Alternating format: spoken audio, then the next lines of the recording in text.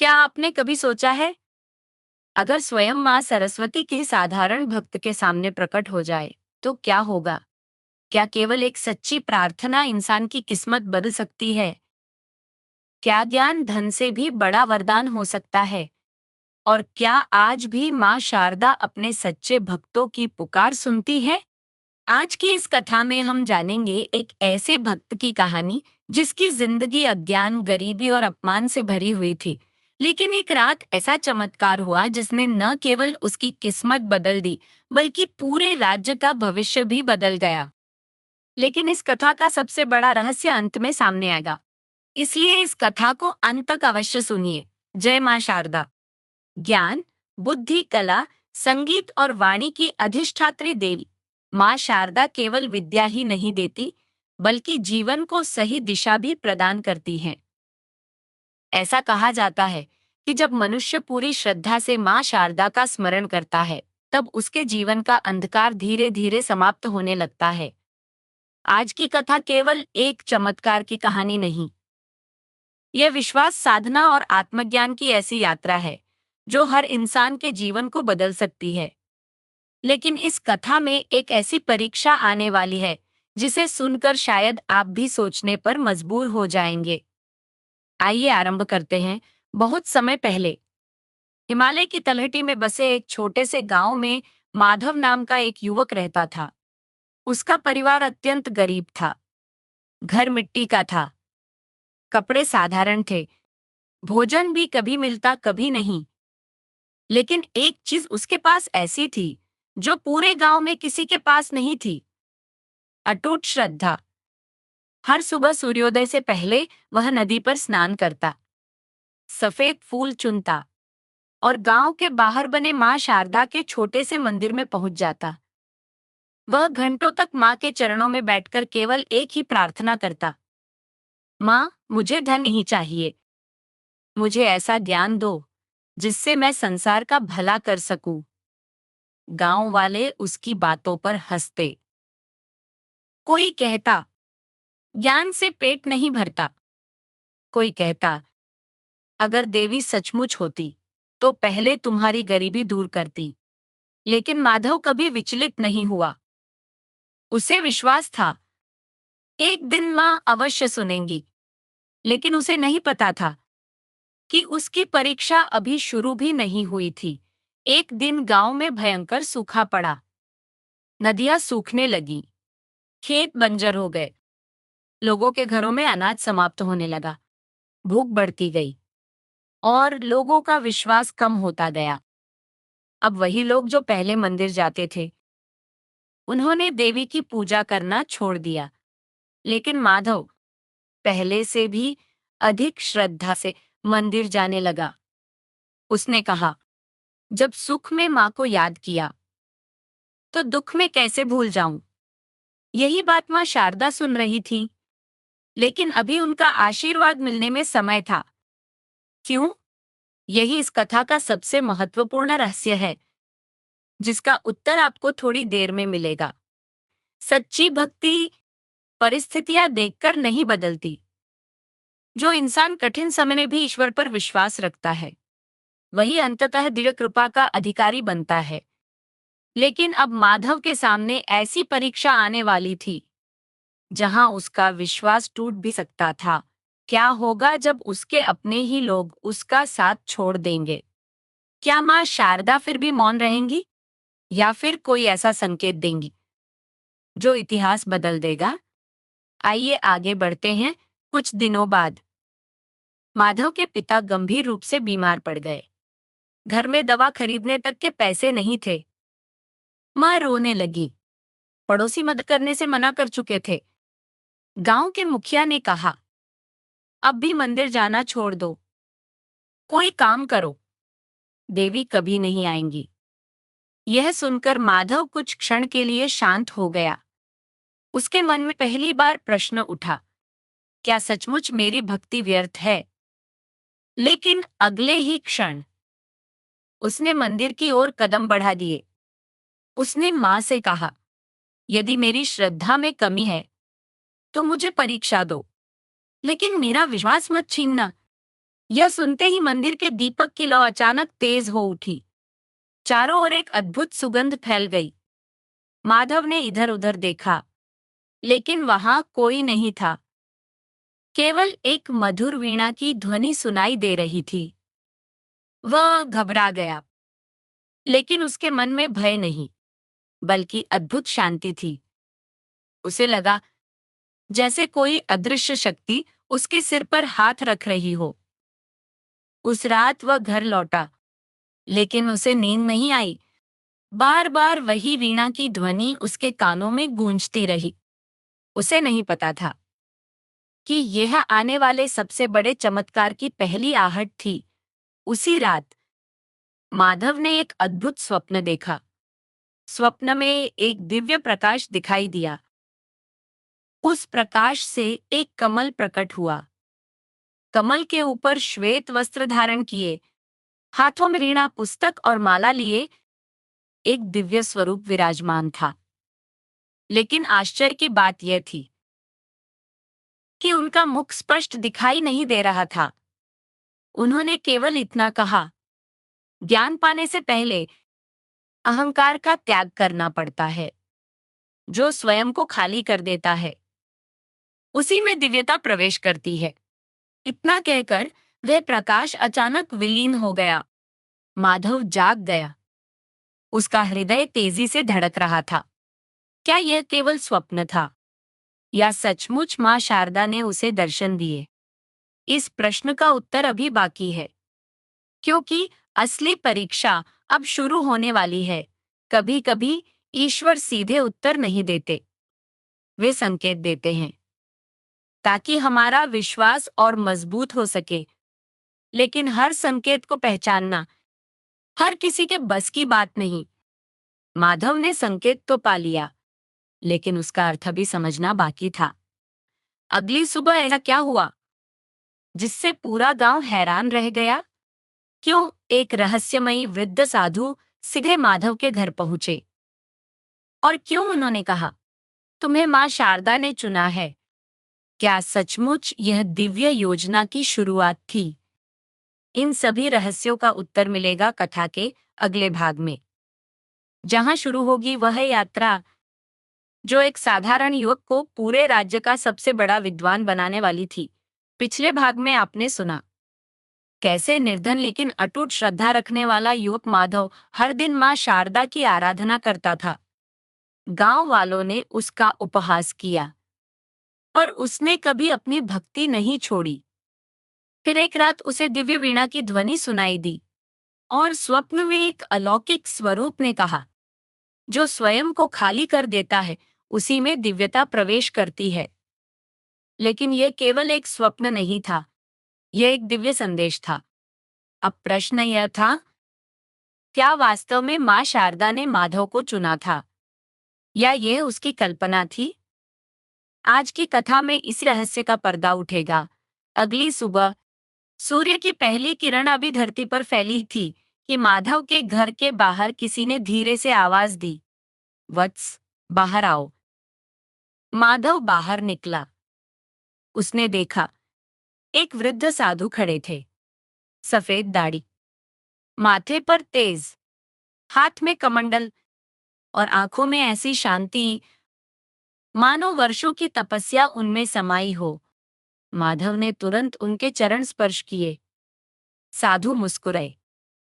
उन्होंने कहा, मैं यहाँ भोजन मांगने नहीं आया हूँ, मैं उस भक्त से मिलने आया हूँ जिसे स्वयं मां शारदा ने चुना है।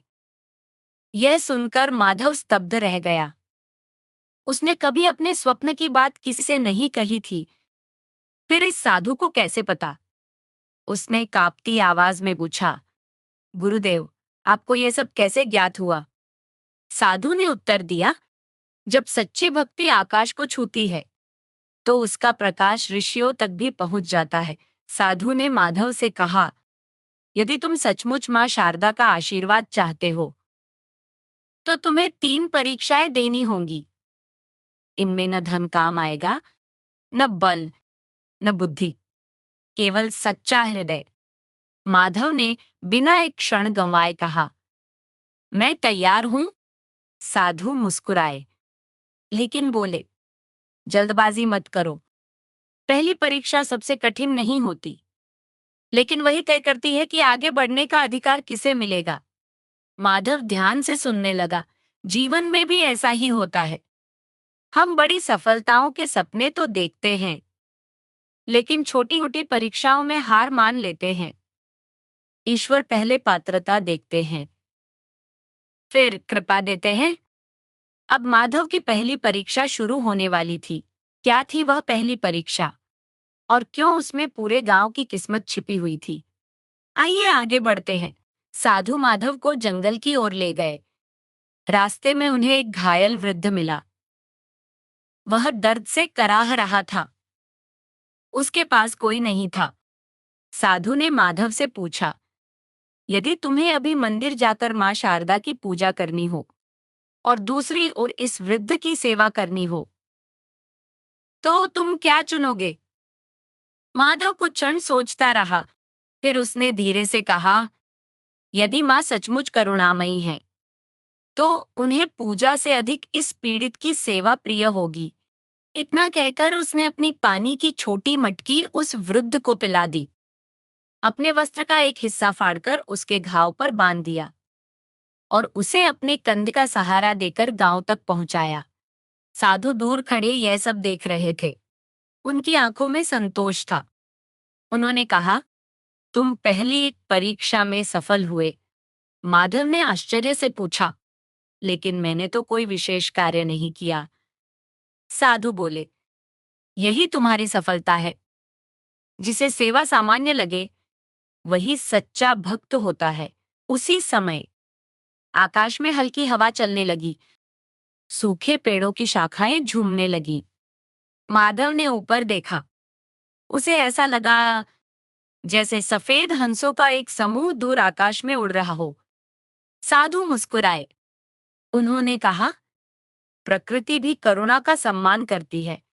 माधव का विश्वास और मजबूत हो गया, लेकिन साधु के चेहरे पर अभी भी गंभीरता थी। उन्होंने कहा, पहली परीक्षा आसान थी, दूसरी परीक्षा तुम्हारे मन की गहराई को परखेगी। दया भक्ति का पहला चरण है। जो दूसरों का दर्द नहीं समझ सकता, वह ईश्वर की कृपा को भी नहीं समझ सकता। लेकिन अब सबसे कठिन परीक्षा आने वाली थी। क्या माधव अपने ही सबसे बड़े शत्रु को क्षमा कर पाएगा, या उसका क्रोध उसकी वर्षों की साधना को समाप्त कर देगा? गांव लौटते समय साधु माधव को सीधे गांव के मुखिया के घर ले गए। यही वही व्यक्ति था जिसने हमेशा माधव का अपमान किया था।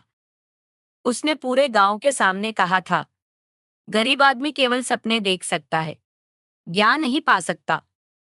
जैसे ही मुखिया ने माधव को देखा, वह हंस पड़ा। लो, फिर आ गया मंदिर वाला लड़का। लेकिन इस बार साधु भी साथ थे। साधु ने मुखिया से कहा, क्या तुम इस युवक से क्षमा मांग सकते हो? मुखिया ने क्रोध में कहा, मैं इससे कभी नहीं। इतना कहकर उसने माधव को धक्का दे दिया। माधव गिर पड़ा। गांव वाले तमाशा देखने लगे। साधु शांत खड़े रहे। उन्होंने केवल इतना कहा, अब निर्णय तुम्हारा है। माधव धीरे धीरे उठा। उसके मन में एक पल के लिए क्रोध आया, लेकिन अगले ही क्षण उसे मां शारदा के मंदिर की मूर्ति याद आ गई। उसने मुस्कुराकर कहा, यदि मैं भी क्रोध करूं, तो मुझमें और इनमें क्या अंतर रहेगा? मैं इन्हें क्षमा करता हूं। पूरा गांव स्तब्ध रह गया। मुखिया भी कुछ क्षण तक मौन खड़ा रहा। उसने पहली बार अपनी गलती महसूस की। उसी रात मुखिया ने स्वप्न देखा। एक दिव्य प्रकाश उसके सामने प्रकट हुआ। उस प्रकाश से केवल एक वाणी सुनाई दी, जिसे तुमने तुच्छ समझा, उसी में मेरा प्रकाश है। सुबह होते ही मुखिया सीधे माधव के घर पहुंचा। उसने हाथ जोड़कर कहा, मुझे क्षमा कर दो। माधव ने बिना किसी शिकायत के उसे गले लगा लिया। साधु दूर से यह दृश्य देख रहे थे। उन्होंने आंखें बंद की। और मन ही मन कहा, अब समय निकट है। क्षमा केवल दूसरे को मुक्त नहीं करती, वह स्वयं हमारे हृदय को भी हल्का कर देती है। जहां करुणा और क्षमा एक साथ मिल जाएं, वहीं से दिव्य ज्ञान का द्वार खुलता है। लेकिन अभी अंतिम परीक्षा बाकी थी, और वही तय करेगी कि क्या माधव सचमुच मां शारदा के साक्षात आशीर्वाद का अधिकारी बनेगा। वह अंतिम परीक्षा क्या थी, जिसमें न कोई साधु होगा, न कोई मार्गदर्शक, केवल माधव और स्वयं मां शारदा। क्या सचमुच देवी उसके सामने प्रकट होंगी, या फिर उसकी वर्षों की तपस्या अधूरी रह जाएगी? इन सभी प्रश्नों का उत्तर मिलेगा भाग 3 में, जहां इस कथा का सबसे दिव्य, भावुक और चमत्कारी अध्याय सामने आएगा। पिछले भाग में आपने सुना कैसे माधव ने करुणा और क्षमा की कठिन परीक्षाएं पार की। उसने अपने अपमान करने वालों को भी क्षमा कर दिया, और एक घायल वृद्ध की सेवा करके यह सिद्ध कर दिया कि सच्ची भक्ति केवल मंदिर तक सीमित नहीं होती। लेकिन अब सबसे बड़ी परीक्षा शेष थी, एक ऐसी परीक्षा जहां न कोई साधु साथ होगा, न कोई मार्गदर्शक, सिर्फ एक भक्त और स्वयं मां शारदा। क्या सचमुच देवी अपने भक्त के सामने प्रकट होंगी? आई इस दिव्य कथा के अंतिम अध्याय की ओर बढ़ते हैं। अगली सुबह वृद्ध साधु माधव को गांव से दूर एक प्राचीन पर्वत पर ले गए। उस पर्वत की चोटी पर एक अत्यंत प्राचीन मंदिर था। कहा जाता था कि वहां वर्षों से कोई नहीं गया। मंदिर के द्वार पर पहुंचकर साधु रुक गए। उन्होंने गंभीर स्वर में कहा, वत्स माधव, अब से आगे तुम्हें अकेले जाना होगा। माधव ने पूछा, गुरुदेव, क्या आप साथ नहीं आएंगे? साधु मुस्कुराए। जहां गुरु की सीमा समाप्त होती है, वहीं से ईश्वर की कृपा प्रारंभ होती है। यह कहकर वे वहीं ध्यान में बैठ गए। माधव ने मंदिर का विशाल द्वार खोला। अंदर पूर्ण शांति थी। दीपक बुझ चुके थे। चारों ओर धूल जमी थी। लेकिन जैसे ही उसने पहला कदम रखा, पूरा मंदिर एक मधुर वीणा की ध्वनि से गूंज उठा। वही ध्वनि जो उसने पहली बार उस रात सुनी थी। उसका हृदय तेजी से धड़कने लगा। मंदिर के मध्य एक विशाल कमल बना हुआ था। माधव उसके सामने बैठ गया। उसने आंखें बंद की और केवल एक मंत्र का जाप करने लगा, या कुंदेंदु तुषार हारधवला। समय बीतता गया। घंटे बीत गए। दिन ढलने लगा। भूख लगी, प्यास लगी, शरीर थक गया, लेकिन उसका मन अडिग रहा। अचानक पूरे मंदिर में तेज प्रकाश फैल गया। दीवारों पर बनी वीणा, हंस और कमल की आकृतियां मानो जीवंत हो उठी। सुगंधित पुष्पों की वर्षा होने लगी। वीणा की ध्वनि पहले से कहीं अधिक मधुर हो गई। माधव ने धीरे धीरे अपनी आंखें खोली, और जो दृश्य उसने देखा, उसे शब्दों में व्यक्त करना असंभव था। जब साधक का मन पूर्ण रूप से शांत हो जाता है, तभी दिव्यता का अनुभव होता है। लेकिन क्या यह सचमुच मां शारदा थी, या फिर यह उसकी साधना की अंतिम परीक्षा थी? अब जो होने वाला था, वह माधव के साथ साथ पूरे राज्य का भविष्य बदलने वाला था। प्रकाश के मध्य से एक दिव्य स्वर गूंजा, वत्स माधव। उसने तुरंत सिर झुका दिया। उसकी आंखों से आंसू बहने लगे। उसने कहा, मां, क्या सचमुच आप मेरे सामने हैं? दिव्य स्वर बोला, भक्ति से बुलाया गया प्रेम कभी व्यर्थ नहीं जाता। माधव ने हाथ जोड़कर कहा, मां, मैंने कभी धन नहीं मांगा, मैंने केवल ज्ञान मांगा था। कुछ क्षण मौन छाया रहा। फिर वह दिव्य वाणी बोली, यही कारण है कि तुम योग्य बने। जो केवल अपने लिए मांगता है, उसे सीमित फल मिलता है। जो संसार के कल्याण के लिए मांगता है, उसे मेरा आशीर्वाद प्राप्त होता है। माधव रो पड़ा।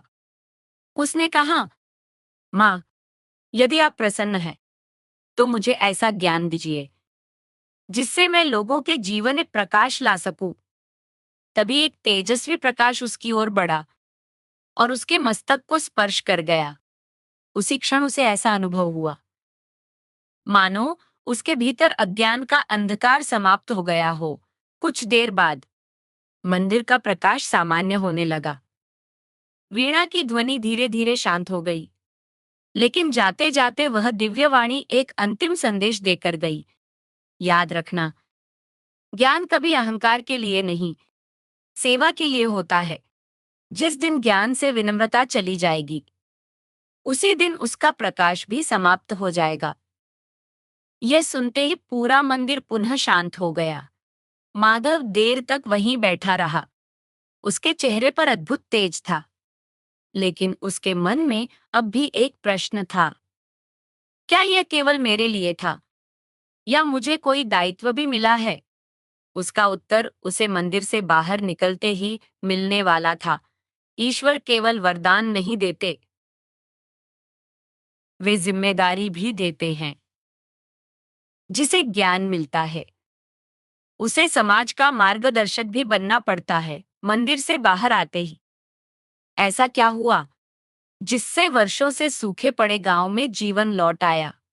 जैसे ही माधव पर्वत से नीचे उतरा, आकाश में काले बादल छा गए। तेज वर्षा शुरू हो गई। सूखी धरती भीगने लगी, नदियां भरने लगी, खेतों में हरियाली लौट आई।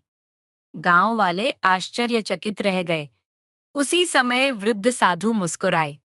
उन्होंने कहा, प्रकृति उसी पर प्रसन्न होती है जिसका मन निर्मल हो। कुछ दिनों बाद माधव ने गांव के बच्चों को निशुल्क शिक्षा देना शुरू किया।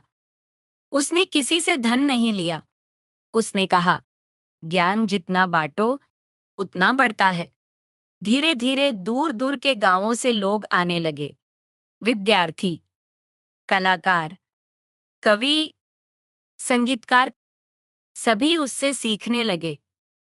उसकी ख्याति पूरे राज्य में फैल गई। राजा तक ये समाचार पहुंचा। राजा स्वयं उससे मिलने आया। उसने कहा, मैं तुम्हें राजगुरु बनाना चाहता हूं। माधव मुस्कुराया। उसने उत्तर दिया, राजा का सम्मान बड़ा है, लेकिन मेरे लिए सबसे बड़ा सम्मान मां शारदा की सेवा है। राजा उसकी विनम्रता से प्रभावित हो गया। उसने पूरे राज्य में गुरुकुल बनवाए, गरीब बच्चों के लिए शिक्षा निशुल्क कर दी।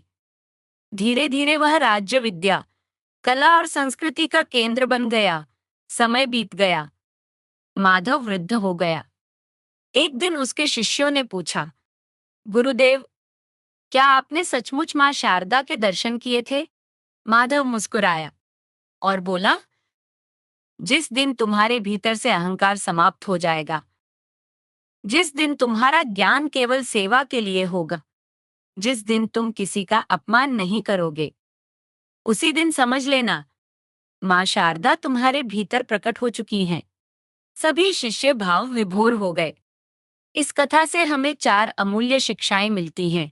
पहली शिक्षा, सच्ची भक्ति कभी व्यर्थ नहीं जाती। दूसरी शिक्षा, करुणा और सेवा ही ईश्वर तक पहुंचने का सबसे सरल मार्ग है। तीसरी शिक्षा, क्षमा सबसे बड़ी शक्ति है। चौथी और सबसे महत्वपूर्ण शिक्षा, ज्ञान का उद्देश्य दूसरों को छोटा दिखाना नहीं, बल्कि उनके जीवन में प्रकाश फैलाना है। यदि आप चाहते हैं कि मां शारदा आपके जीवन में ज्ञान, सद्बुद्धि और सकारात्मकता का प्रकाश भर दें, तो श्रद्धा से कमेंट में अवश्य लिखिए, जय मां शारदा। यदि यह कथा आपके हृदय को स्पर्श कर गई हो, तो वीडियो को लाइक करें, अपने परिवार और मित्रों के साथ साझा करें और चैनल को सब्सक्राइब करें। प्रिय भक्तों, याद रखिए, मां शारदा केवल मंदिरों में ही नहीं, वे हर उस हृदय में निवास करती हैं जो विनम्र है, जो सीखने को तैयार है और जो अपने ज्ञान का उपयोग दूसरों के कल्याण के लिए करता है। इसी विश्वास के साथ हम प्रार्थना करते हैं, हे माँ शारदा, हमें ऐसा ज्ञान दे जो हमें सत्य, सेवा, सदाचार और विनम्रता के मार्ग पर चलने की शक्ति प्रदान करे। इसी मंगल कामना के साथ फिर मिलेंगे एक नई प्रेरणादायक, भक्तिमय और ज्ञानवर्धक कथा के साथ। जय माँ शारदा, जय वीणावादिनी माता।